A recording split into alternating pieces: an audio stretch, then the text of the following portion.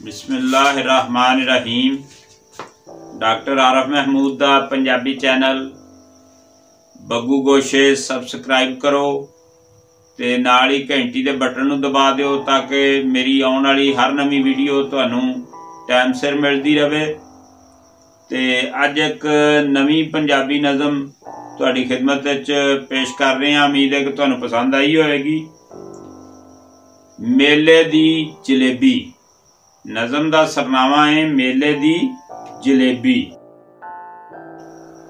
मेले उत्ते चाचा जेबी, मेले उत्ते चाचा जेबी, वेचे ज़ैकेदार जलेबी।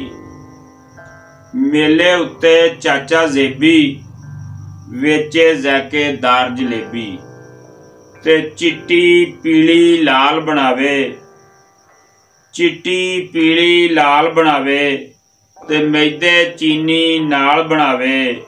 उंगला चट्टे जेड़ा खावे, खस्ता लच्छेदार जलेबी। ऐनी ज़ैकेदार जलेबी ते छेती छेती चास पकावे, छेती छेती चास पकावे। चमचा कड़छा खूब हलावे, लाची वाली खुशबू आवे। छेती छेती चास पकावे, चमचा कड़छा खूब हलावे। लाची वाली खुशबू आवे, जिसले छड्डदी तार जलेबी। ऐनी ज़ैकेदार जलेबी ते कहंदा अपने अगे मेज सजाओ, अपने अगे मेज सजाओ। कुर्सी उत्ते बहिंदे जाओ, इत्थे खानी इत्थे खाओ। भावें लै जाओ घर जलेबी। ऐनी ज़ैकेदार जलेबी ते सर जी साला सौरा सासी खावे, साला सौरा सासी खावे। ताई चाची मासी खावे, साला सौरा सासी खावे। ताई चाची मासी खावे ते चौकीदार चपड़ासी खावे ते खावे थानेदार जलेबी।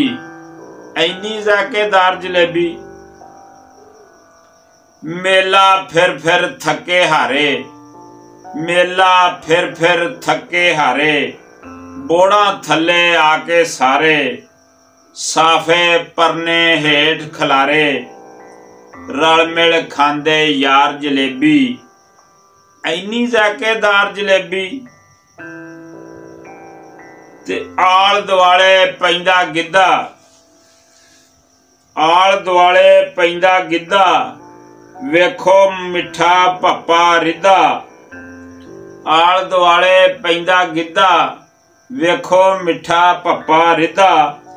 वांग जलेबी हुंदा सीधा, खावे जो एक वार जलेबी। ऐनी ज़ैकेदार जलेबी ते मेले उत्ते चाचा जेबी, वेचे ज़ैकेदार जलेबी। बहुत शुक्रिया, बहुत मेहरबानी।